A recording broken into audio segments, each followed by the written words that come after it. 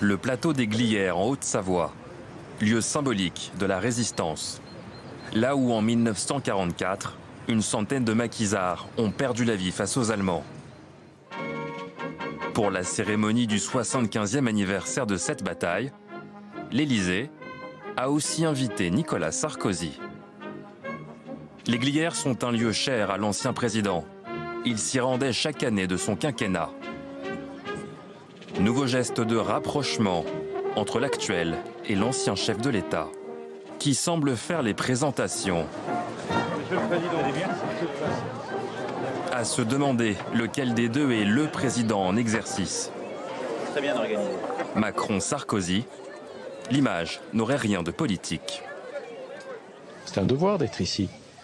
Tout n'est pas dans la bataille, la politique. Il y a la France. Il y a la France. Et au-dessus de la France, il y a le sacrifice de tous ces héros qui ont tout donné pour notre pays.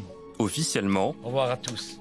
Depuis sa tentative de retour avorté, Nicolas Sarkozy aurait pris du champ vis-à-vis de la politique politicienne. Aujourd'hui, l'ancien chef de l'État cherche surtout à se positionner en vieux sage.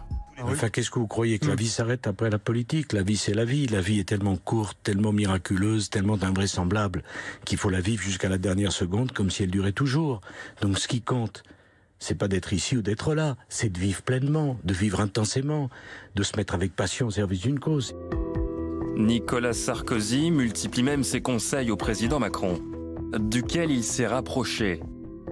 Conseil par exemple sur la question des gilets jaunes et l'état de la France en général. Mais en février, dans une France en crise, et face à la multiplication des actes antisémites, Nicolas Sarkozy a choisi de le conseiller publiquement, sans le nommer directement. Je fais confiance aux autorités pour prendre les décisions nécessaires. Mais il y a vraiment maintenant une question d'autorité. Un certain nombre d'individus provoquent, insultent l'autorité de l'État. L'État doit répondre. Comme un retour dans l'arène politique qui va bien au-delà de la France. À Budapest, Nicolas Sarkozy est récemment monté au créneau pour défendre le Hongrois Viktor Orban, un président indésirable aux yeux d'une partie de l'Europe, à commencer par Emmanuel Macron.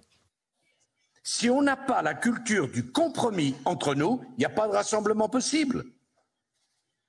On ne peut pas dire il faut se rassembler parce qu'on est minoritaire dans le monde, nous les Européens, et en même temps, il faut faire des compromis parce que sans compromis, il n'y a pas de rassemblement. Nicolas Sarkozy de plus en plus critique vis-à-vis du président Macron. Il se met même à prophétiser. Ça finira mal. À un moment, ça va se retourner.